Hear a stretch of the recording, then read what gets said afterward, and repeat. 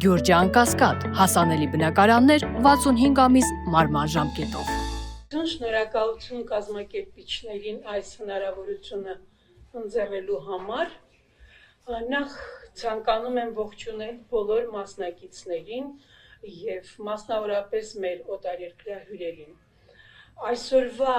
անհանգիստ աշխարհում Հայաստանի համար աշխարհաքաղաքական ծանր պայմաններում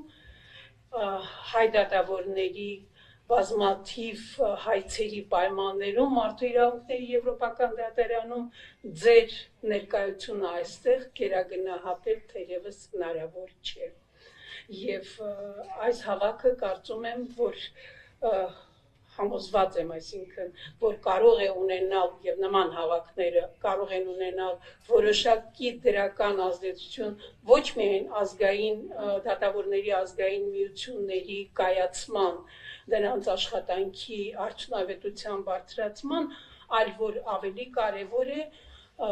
դատավորների անկախության իրական ապահովման եւ դատարանների նկատմամբ վստահության մակարդակի բարձրացման համար։ Մասնավորապես մեր երկրում մենք այդ վստահության մակարդակի բարձրացման խնդիրը ունենք եւ կարծում եմ, որ մեր հասարակությունը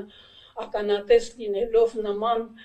հարգարժան հավաքին մեր երկրում կարող է իսկապես համոզվել, որ մեր դատավորները կարող են նաեւ որոշակիորեն ազդեցություն ունենալ, կարող են նաեւ որոշակիորեն մասնակցություն ունենալ եւ իրապես ցանկանալ ունենալ անկախ դատական համակարգ։ Դատավորների միության ստեղծումը Հայաստանում հենց այս նպատակն էր հետապնդում եւ ես այսօր շատ հուզված եմ եւ ուրախ տեսնելով, թե մեր միությունը ինչի է հասել։ Գիտեք, նման է նրան, որ ծնողը տեսնում է իր երեխայի մեծանալը եւ նրա որոշակի արդյունքներ գրանցելը։ Եվ քանի որ, ինչպես ասացի, մեր միության նպատակը հենց այդ է եղել, որպեսզի կարողանանք դատավորների անկախության մակարդակը բարձրացնել, որպեսզի կարողանանք մեր հանրության, այսինքն դատական համայնքի ներսում քննարկել մեր խնդիրները եւ հասնել դրանց լուծմանը, խիստ կարեւորում եմ անդրադառնալ մի երկու հարցի։ Թերևս առաջինը այն է, որ մենք բոլորս գիտենք, կարծեք թե որպես վերջին ճշմարտություն, որ որոշելու համար, թե արդյոք դատարանը կարող է համարվել անկախ, դա նաև մարդու իրավունքների եվրոպական դատարանի պրակտիկան է, գոյություն ունեն որոշակի չափորոշիչներ, որոնց պետք է անդրադառնալ, դա դատավորների նշանակման կարգն է, նրանց պաշտոնավարման ժամկետը եւ այս առաջի երկուսում միգուցե միությունը քիչ անելիք ունի, բայց արտաքին ճնշումների դեմ երաշխիքների ապահովման եւ որպես անկախ իրապես ընկալվելու առումով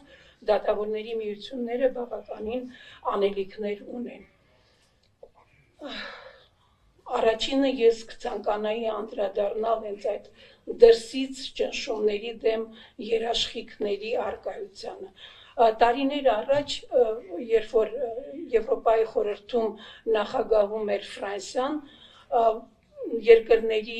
անդամ երկրների Եվրոպայի խորհրդի անդամ երկրների բարձրագույն դատարանների ներկայացուցիչները հրավիրվել էին Փարիզ եւ հանդիպում ունեցան նախագահ Մակրոնի հետ։ Դա նրա խոսքերն էին, իմ խոսքերը չեն, որ այսօրվա Եվրոպայում այսպես կոչված ցանկանում եմ բառը գտնել հայերենով, բայց ոչինչ կօգտագործեմ այսպես պոպուլիստ արտահայտությունը, պոպուլիստ քաղաքական ուժերը փորձում են հարվածի տակ դնել դատական իշխանությանը, որը իհարկե մենք թույլ չենք տա։ Բայց այդ պոպուլիզմը Հայաստանում որոշակի արդյունքների հասավ եւ կրկնում եմ դրա արդյունքը այն է, որ մենք մարդու իրավունքների եվրոպական դատարանում ունենք Հայաստանից ներկայացված գործեր դատավորների պաշտոնավարման հետ կապված եւ ունենք նաեւ արդեն արդյունք գրանցած, որով ուրեմն դատավորի դիմումը մարդու իրավունքների եվրոպական դատարանը հիմնազուրկ չհամարեց եւ խախտում արձանագրեց։ Հիմա Ինչու եմ ես այս հարցին անդրադառնում, ինչ երաշխիք կարելի է ստեղծել դրա համար։ Ուրեմն նախ կարծում եմ, որ շատ երևի թե այս պահին ճիշտ է, երբ որ մեր դատավորների միության նախագահը այլևս գործող դատավոր չէ, քանի որ ժողովրդավարական հասարակությունում դատավորները պետք է պաշտպանված լինեն իրենց հեղինակությունը վնասող անհիմն հարձակումներից, միշտեր դրանց դեմ արձագանքելու համար դրանք կաշկանդված են քաղաքական զսպվածության եւ չեզոքության պարտավորությամբ։ Գործող դատավորը, երբ որ նախագահ է հանդիսանում, կարող է մեղադրվել, այսպես ասած, քաղաքական չեզոքություն չպահպանելու կամ զսպվածություն չպահպանելու համար։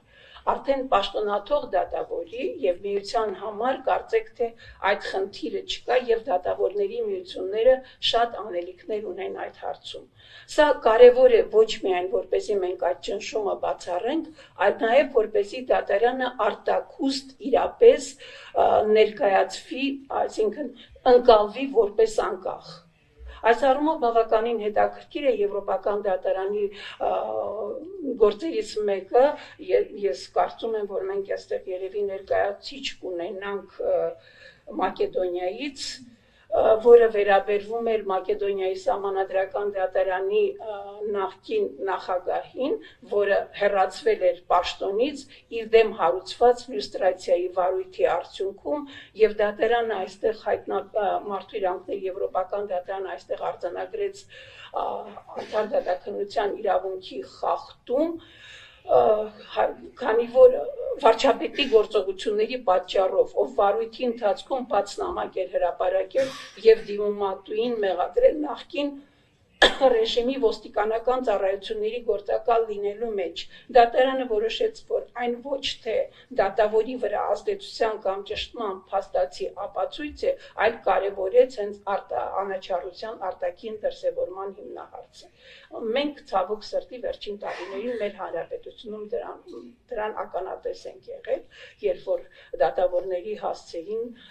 քաղաքական իշխանությունը, ինչու՞ չէ որոշ դեպքերում նաև ընդդիմությունը նման արտահայտություններ էին թույլ տալիս եւ դա իհարկե հասարակության աչքում կասկածի տակ էր դնում արդեն դատարանի անաչառությունը։ Ինչ առաջարկ ես ունեմ այս առումով։ Ես կարծում եմ, որ Եվրոպական դատավորների միությունը պետք է առավել այսպես չօգտագործեմ ագրեսիվ բառը, բայց ամենայն դեպս դիրքորոշում որդեգրի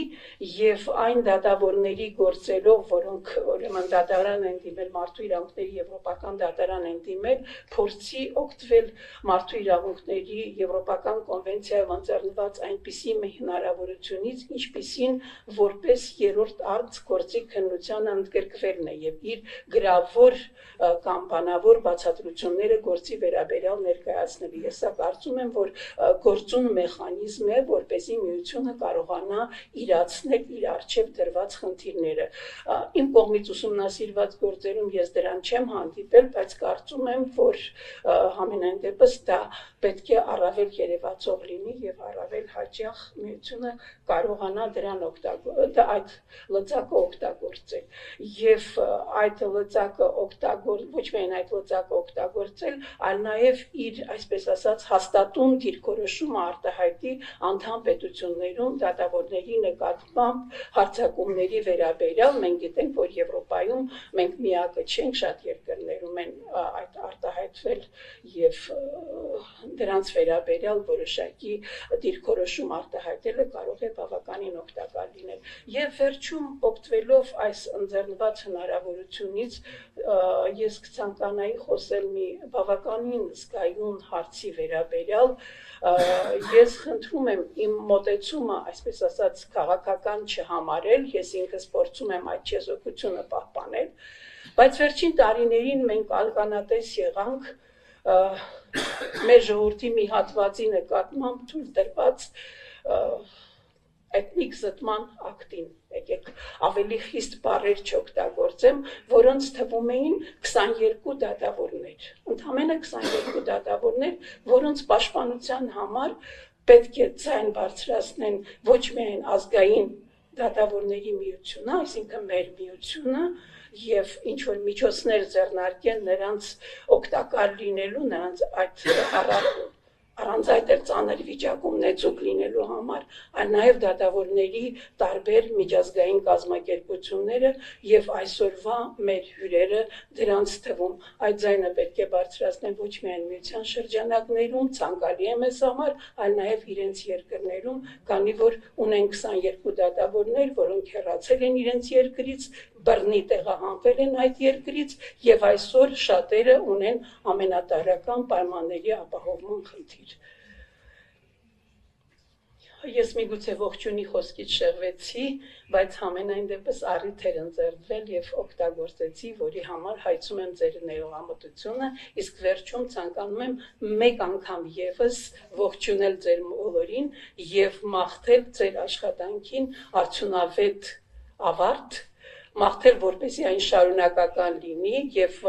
ինչպես սկսեցի այսօրվա անհանգիստ աշխարհի մասին հղումով այդ աշխարհը հանդարտվի եւ մենք բոլորս կարողանանք խաղաղ պայմաններում իրականացնել մեր հիմնական գործառույթները։ Շնորհակալություն։